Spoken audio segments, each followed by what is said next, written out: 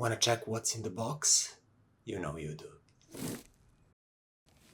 Hi guys and welcome back to my channel. Now what we have here today is HarmonicDyne headphones. These are pretty interesting headphones, but before I start reviewing them, I want to quickly tell you what I'm going to talk about today. First, I'm going to talk a little bit about their build, fit, comfort, things like that. Then next we are going to move to their sound quality, then make some comparisons, because no review is complete without comparisons. And in the end, I'll tell you the reasons you should buy these, but also the reasons you shouldn't. Somewhere around the end, not at the exact end, so you cannot just skip there. You have to watch through the whole thing. And just quickly before we start talking about headphones themselves, I want to show you how are these packed and delivered. It's in this metal box. And guys, I don't know about you, but this looks cool. Yeah, you can argue it's like utterly useless and you don't need part of the budget spent on this, but look at it again. It has clicks and it feels like this is a premium product. Like I'm a villain from a movie that is going to unleash the most dangerous virus onto the world. Okay, just kidding aside, I don't know about the practicality of this, but damn, it's cool. I just want to carry it around the city and feel important. Okay, box aside, when you actually get the headphones out of the box, they look nice. They're made of like some metal and some wooden bits. And the funny thing, the moment I got these out of the packaging, they smelled like they're completely new, just right off the line, smelling on glue and stuff. Oh, not anymore. Actually, after a few days of use, you cannot smell the glue anymore, unfortunately. So moving on. Headbands feels quite cozy. It has this soft padding on top. Adjustment is done with this, and as you can see, it's not the finest one. It's a little bit, okay, you can do it in a small steps, but you just have to do it nicely. You cannot be a big buffoon like I am. And the most important thing, in my opinion, cushions and the shape of this part that goes around your earlobe. I feel this is done really well here, and these fit quite nicely. They're very comfy. I don't know what this material is, but it's not leather. It's just some sort of really smooth and soft material, and it feels really nice and comfortable, fluffy. It's not hitting my ears that much at all. Okay, so like in terms of comfort, I would give these at least 9 out of 10. Maybe even 10 if your ears are not as huge as mine. So anyways, one of the most comfortable headphones that I've tried recently. And as you can see, they do rotate. So that's all really neat. These holders are metal. This is metal. This is a little bit of plastic. This is wood. Pretty nice build overall. Now, in terms of technicality, these use some sort of beryllium driver. And I don't know if that's great or not in terms of sound fidelity, but it does sound cool. Beryllium. Yeah. And with that said, it's time to move on to the cable. Now, in the box, you get this pretty decent and sturdy looking cable with XLR balanced connection on the end. And I think this is pretty nice because I do believe that most of the buyers of these cans might have or might soon upgrade to something that actually has a balanced output. Amps like that are more and more common, and basically in this price range, around $300 US, that's the price of HarmonicDyne Poseidon, by the way, Most amps nowadays do have balanced outputs, and those outputs often provide better sound fidelity and more power. So they provided this cable, it's quite long, again it's pretty good quality, and you don't have to purchase aftermarket cables if you want to use balanced connections. But if you are still on an older amp with single-ended output only, there is this adapter, you just hook it here, and here you go. Pretty great solution in my opinion. Now let's move to the sound quality. Now, as I mentioned, these are $300 headphones.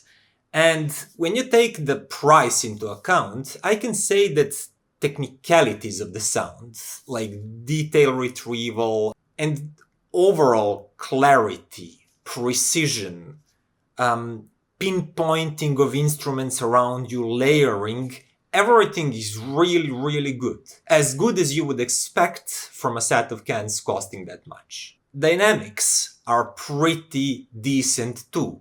These do have a sort of nice punch, nice kick, especially when powered with a potent amplifier. And they're not that demanding on the source. These are quite normal regarding sensitivity. You can definitely hook them up to some sort of DAC dongle, like HiDi's S9 Pro or DH80S that I really like, and you'll get enough of the volume, enough of dynamics and everything. But as with most good headphones around this price range, they do appreciate extra power control and grip of something like a decent desktop stack. For example, my topping D30 Pro and A30 Pro drive these splendidly. You have great bass control, everything is nice and grippy, and as I mentioned, just precision and detail retrieval and layering is great. And when it comes to the soundstage, I feel that's also really good. These do not feel overly congested or overly in your head. Like, there is some space around you. You feel that you can breathe. Vocals are not in your face. There is like a decent amount of empty space between you and most instruments and vocals in the recording. And their tonality is definitely partly responsible for that sensation of space around you. And when we talk about the tonality of headphones, that's something that's probably most important with these. Because Poseidon is not your neutral sounding headphone. Because they do have an emphasis on that bass region. And because of that, everything sounds a little bit fuller and warmer. But that's quite okay because bassline is well controlled, it's grippy, it offers enough details and texture. It's not one of those overly mellow and overblown basslines. No, it's just elevated in terms of level, but it is well controlled, detailed and grippy. That's pretty nice. Mid-range, however, is definitely laid back. You have that trick where mid-range frequencies, and especially upper mid-range ones, are dialed down. And because of that, when I mentioned that tonality actually helps with that spaciousness, because when you let that mid-range part to become laid back, you also do this trick where most vocals and instruments that have a lot of information right there in that mid-range part, they just feel like they're pulling away from you just slightly. Now you still get a lot of details and a lot of information from the mid-range, but it's not as in your face and in your head as with some other headphones with more flat response, with that mid-range completely filled. Because it's just the nature of headphones. They're located right on your ears. And if you have a completely flat response, things that would, with your speakers, sound really present and in your room, with headphones sound really present and in your head. Because that's where the soundstage is at. But by depleting that mid-range a little bit, you get the sense of vocals and things pulling away from you. It's a trick that a lot of headphones used in the past, and it works well. But also, because of that upper mid-range is also laid back, there is no brightness and aggressiveness to these headphones. So in general, they sound a little bit darker, a little bit warmer because the bass line is well present, as I mentioned, and slightly laid back spatially and tonally. Luckily, highs are well extended and they provide a lot of tiny details, a lot of air, a lot of atmosphere, so they never feel like they're lacking air or they're just unresolving. On contrary, they do create quite a bit of atmosphere and air from the recording, and they do feel well extended into these extreme highs, but by not pushing that mid-range section forward, they do get this sense of darker and more laid-back sounding, warmer sounding headphones. And with all that said, now it's time for comparisons. Now first, I compared these to hifi HE4XX. These are basically a drop version of HE400i, I think, all those numbers and models. Anyways, these go for like $180, but they are quite often on sale for $150 or something like that. And when you compare these two, first thing that you'll notice is a tonal difference. These are brighter sounding, more open sounding. Hi-fi men's are usually like that, while these are, as I said, warmer and more laid back. But when you get past that, in like first 15 seconds, you do notice that even with darker tonality, Poseidon here offers more details. It resolves those details better and easier. It has darker background, like cleaner, crisper sound overall, with better separation, better layering, and even though bass line is a little bit emphasized and warmed up, it has better control. And when you combine all of that, when you listen to some nice, spacious acoustic recording, you hear things echoing and decaying and just being put in space around you better with HarmonicDyne. As you should, because they are twice the price of hi-fi men's. I'm just comparing these for context, because if you buy something like this, you want to make sure it's better than something that's half the price, right?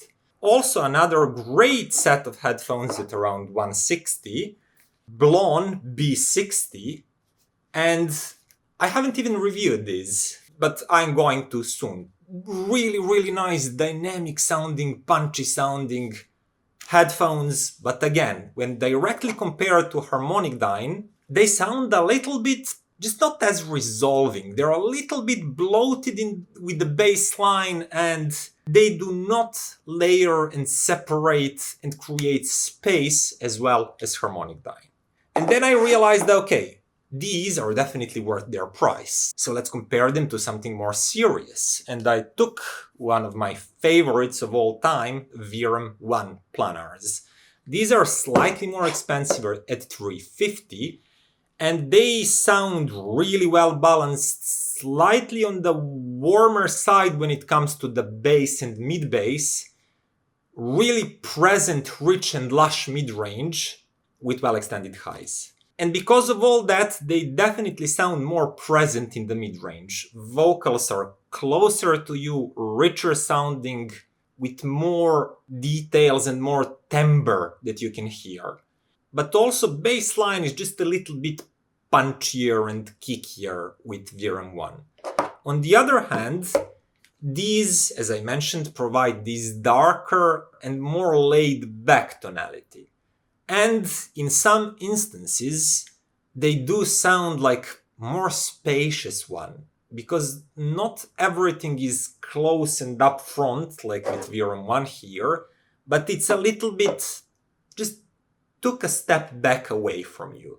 Now, I do personally prefer this more neutral and more forward sound signature of VRM1. I kinda like them better for most music genres, but I just cannot claim that you would, for all of you watching this, because these do have their qualities and they do have their pretty unique tuning that creates some interesting and fun things.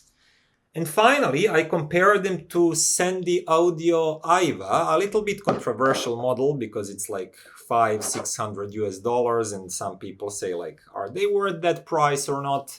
And it's really fun because these are another not neutral sounding headphones. These also have quite recessed mid-range, even more so than HarmonicDyne Poseidon. But the difference is that these have even more elevated bass. It's very thumpy. And even more elevated highs that sound very sparkly. So they do not sound dark. They actually sound bright up top, warm and elevated down in the bass line, but really recessed in the mid-range. In my opinion, HarmonicDyne are tuned a little bit better. They do take a similar route, but more cautiously and more carefully, so they offer you that emphasized bass and that warmth, but a little bit more of the mid-range and a little bit less of highs emphasis. To my own taste, I probably prefer HarmonicDyne here. I'm not sure, it all depends on the song and my personal mood that day, but taking the cost into account, I'd say that Poseidon here is a pretty darn good deal, good offer. And that finally leads me to the part that I've promised, and that reasons to buy them and reasons not to buy them. Well, reasons to buy them there are quite a lot of them. First and foremost, they do sound technically accomplished. You cannot buy anything cheaper, at least that I've heard, that sounds equally resolving. And that's a good sign. That means they're worth their price. They're basically priced according to their realistic qualities. Second reason to buy them would be pretty great comfort. These are very fluffy, and I just can't find anything to really complain about that. Next reason to buy them would be if you like this tuning that's slightly warmer, slightly darker, but still very resolving. It doesn't sacrifice much in making this tuning. And lastly, of course, because of this awesome box. You might think it's a trivial reason, but look how cool it is. And in my book, coolness is always better than practicality. You can be practical every day. That's kinda boring, but being cool is fun. And finally, let's see the reasons not to buy these. Well, there's actually only one. And that's their tonality. Only if you don't like warmer, slightly elevated bass line and laid back, darker mid-range. If you don't like that, you'll probably be better served with something like Hifi and Sundara or VRM1 here. They're more neutral, more mid-range rich and present. But that leads me to the conclusion. If you do like that tonality that I'm describing, if you do like their tuning, these are actually pretty good headphones that can easily justify their price and that don't have any serious shortcomings. Good product, and buy it or not is a matter of your own taste and your own preference. And with that, it's time to end this video. Now, thank you for watching. If you liked it, click that like button, also subscribe to the channel, ring that bell icon to get the notification of all of my new videos. And finally, consider becoming a patron if you value these honest and unbiased reviews and you want to see more of them. Thank you for watching and see you next time. Bye.